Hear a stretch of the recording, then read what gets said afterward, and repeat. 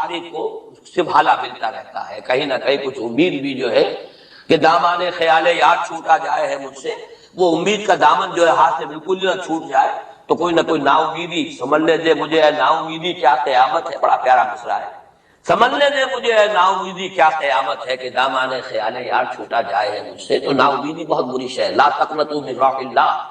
اس اعتبار سے جو حالات امیڈیٹلی اس وقت سامنے ہیں اور جو آ رہے ہیں وہ نہایت مایوس کن، نہایت تکلیف دہ، ان میں ضرورت ہے کہ یہ جو ہمارے لیے کچھ امید افزا خبریں اور پیشن گوئیاں ہیں ان کو بڑے پیمانے پر عام کیا جائے، تاکہ لوگ جو ہے اس کے حوالے سے اپنے حوصلوں کو، اپنے امنگوں کو، ولولوں کو کچھ برقرار رکھ سکیں اور ان میں کچھ کام کرنے کا جذبہ، اس لیے کہ ایسے لوگ کم ہوتے ہیں اور اللہ تعالیٰ سے دعا کرتا ہوں کہ اللہ تعالیٰ مجھے ان میں شامل کر دے، آپ کو بھی شامل کرے۔ ایک ایسے لوگ ہوتے ہیں کم کہ جو بالکل حالات سے اپنا تعلق منقطع کر کے، مائنس ہے یا پلس ہے اور پازیٹیو ہے یا نیگیٹو ہے، اس سے بالکل منقطع کر کے اپنے احساس فرض کے تحت کام کریں۔ میرا تو فرض ہے، مجھے کرنا ہے، بات ختم ہو گئی۔ کیا حالات ہیں، کیا امیدیں ہیں، کیا کیلکولیشنز ہیں، کیلکولیٹنگ مائنڈ سے انہیں کوئی سروکار نہیں ہوتا، ہمیں اس سے بحث نہیں، کوئی نتیجہ نکل رہا ہے یا نہیں نکل رہا، یا نکل سکتا ہے یا نہیں نکل سکتا، کوئی امید ہے یا نہیں ہے۔ حضرت نوح علیہ السلام 950 برس تک دعوت دیے چلے جا رہے ہیں، کون سی امید تھی؟ آخری وقت تک کوئی امید بن نہیں آئی، کوئی امید تھی؟ 950 برس کوئی تصور ہم نہیں کر سکتے دعوت دے رہے، اس لیے کہ فرض ہے، آپ کے ذمہ ہے، آپ کو تو پہنچانا۔ یا ایھا الرسول بلغ ما انزل الیک من ربک فإن لم تفعل فما بلغت رسالہ، اے رسول پہنچاتے رہو جو کچھ کے نازل کیا جا رہا ہے تم پر تمہارے رب کی طرف سے، تمہیں تو کرنا ہے۔ نتیجہ نکلے نہ نکلے، کو مانے نہ مانے، حالات بہتر ہوں یا اور بدتر ہو، اس سے بالکل لا تعلق۔ اس کو ہندی فلسفے میں ڈیٹیچمنٹ کہتے ہیں۔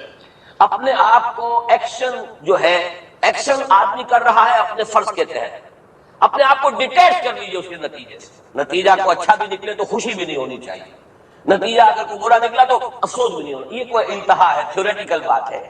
انسانی سطح پر تو یہی ہوگا کہ اچھا نتیجہ نکل رہا ہے تو کچھ نہ کچھ خوشی ہوتی ہے، فرحت ہوتی ہے، اطمینان ہوتا ہے، اور اگر کچھ دوسری صورت ہے تو پھر کچھ نہ کچھ رنج ہوتا ہے، افسوس ہوتا ہے۔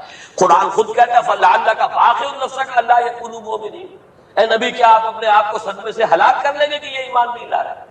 تو یہ صدمہ ہونا، رنج ہونا، دکھ ہونا، افسوس ہونا، یہ اپنی جگہ پر ہے۔ یا اگر کہیں کوئی کامیابی ہو جائے، حضرت عمر کے ایمان لانے کی خبر آئی تو حضور نے بھی نعرہ تکبیر بلند کیا، اب یہ ہے کہ ایک فوری تاثر ہے، ہونا چاہیے۔ آپ کو کسی چیونٹی نے کاٹا ہے کہیں سے تو فوراً ہاتھ آپ کا جو ہے وہ جنبش کھائے گا، یہ ریفلیکس ایکشن ہے، یہ ہوگا۔ لیکن ہندو فلسفی میں تو یہاں تک ہے کہ ڈیٹیچ کر لو اپنے آپ کو اس درجے کہ آپ کا اپنے ایکشن کے ساتھ، action for the sake of action, یا یوں کہیے کہ وہ اپنے مقصد کے تحت جو ہے آپ کام کر رہے ہیں۔ باقی یہ کہ کیا نتیجہ نکلتا ہے نہیں نکلتا ہے، امید افزا ہے یا مایوس ہو، بالکل چھوڑ دو۔ بہرحال اس کی ضرورت ہے، لیکن ایسے لوگ جیسا کہ میں نے عرض کیا ہوتے کم، اکثریت لوگوں کی ایسی ہوگی کہ کچھ نظر آتا ہو تو کچھ کام کرتے ہیں، کچھ حوصلہ بڑھتا ہے، پھر کچھ اور ہمت جو ہے بنتی ہے۔ اس حوالے سے میں کہتا ہوں کہ چونکہ جو موجودہ حالات ہیں اور مستقبل قریب میں جو حالات آ رہے ہیں وہ سخت مایوس ہیں، انہی کا بعد میں تذکرہ کروں گا۔ لیکن اس وقت جو ہے اگر ہم ان حدیثوں کو سامنے رکھیں گے کہ پہلی بات یہ کہ اس دنیا پر پورے عرضی پر دین کا غلبہ ہو کر رہے گا، دین حق اسی طرح نافذ ہوگا جیسے کہ حضور کے ہاتھوں نافذ ہوا ہے جزیرہ نما۔ اور یہ جو گلوبل ڈومینیشن ہے اسلام کی، یہ ایک تو اس سے بھی ثابت ہے کہ 3 مرتبہ قرآن میں فرمایا گیا هو الذی ارسل رسولہ بالہدی ودین الحق لیظہرہ علی الدین کلہ۔ حضور کا مقصد بعثت ایکسکلوسیو شان ہے، یہ صرف آپ کی ہے، کسی اور نبی اور رسول کی نہیں ہے، کہ قرآن کہتا ہے غلبہ دین کے لیے بھیجا، صرف تبلیغ کے لیے نہیں بھیجا۔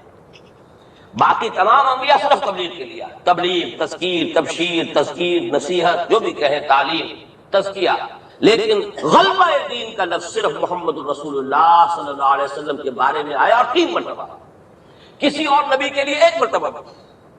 اور دوسری بات یہ بھی قرآن کے محکمات میں سے ہے کہ وَمَا أَرْسَلْنَاكَ إِلَّا كَافَّةً لِلنَّاسِ بَشِيرًا وَنَذِيرًا، ہم نے نہیں بھیجا ہے محمد آپ کو مگر تمام نوع انسانی کے لیے، پوری نوع انسانی، گویا کہ پورے عالم انسانیت پر غلبہ دین ہوگا تو بعثت محمدی کی تکمیل ہوگی. پورے عالم جب بھیجا گیا پورے عالم انسانی کے لیے، اس اعتبار سے بھی صغرا کبرا جوڑیے تو اس کا نتیجہ نکلتا ہے. باقی یہ کہ حضور نے وضاحت کے ساتھ وہ احادیث جو ہے میں نے بارہا آپ کو سنائی ہے. حضور نے 5 دور گنوائے: دور نبوت، دور خلافت علی منہاج النبوہ، حدیث کا ٹیکسٹ میں بیان نہیں کر رہا وقت کی کمی کی وجہ سے. پھر دور ایسی ملوکیت کا جو کٹ کھنی ہوگی، ظالم کاٹ کھانے والی. پھر دور ایسی ملوکیت کا جو جبری ہوگی.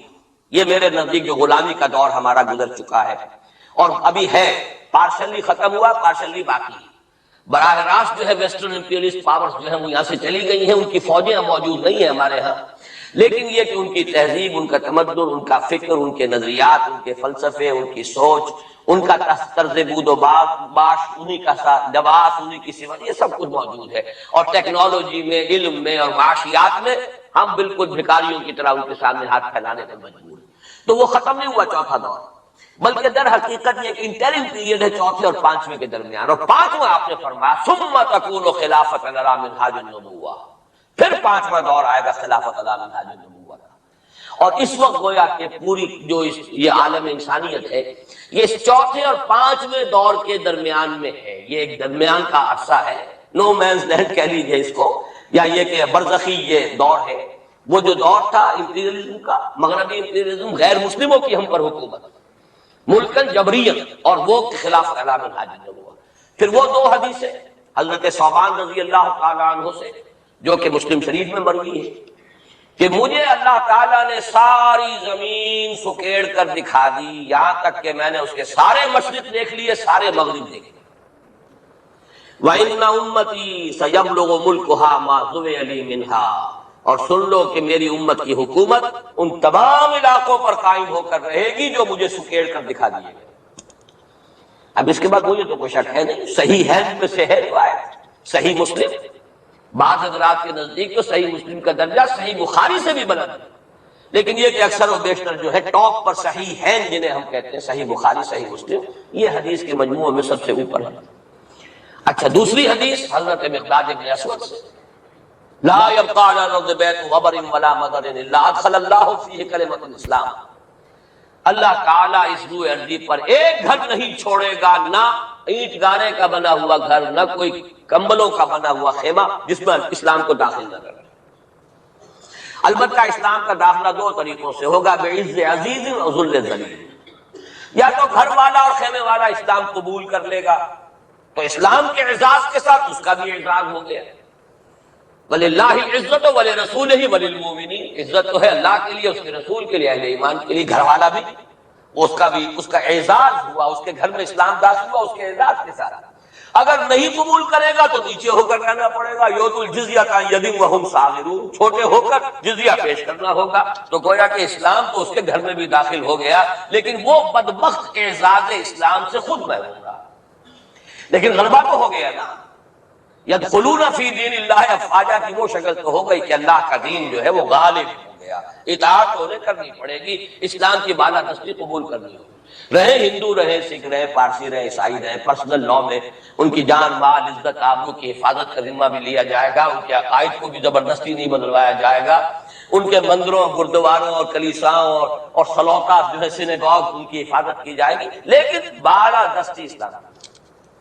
یہ ہے مسند احمد ابن حنبل کی روایت ہے حضرت مقداد ابن اسود.